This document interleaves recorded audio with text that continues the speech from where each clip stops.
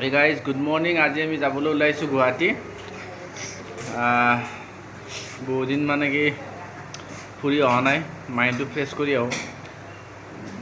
দেখাম বাৰু ভিডিঅ'বিলাক। এতিয়া মানে সাতদাছে ঘৰৰ পৰা যিটো ওলাম আমি, সেইটো মানে কি অলপমান ৰেকৰ্ড কৰিছোঁ আৰু ভাগিন আৰু মই যাম আজি গুৱাহাটীলৈ।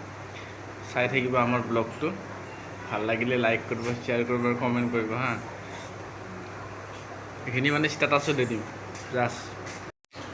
মানে সকলোতকৈ ডাঙৰ কথা কি জানে, জীৱনত চালে মই একোৱে নিশিকিলোঁ। এডুকেশ্যন আধা, কাম আধা, চব ফালৰ পৰা বস্তু চব আধা আধা।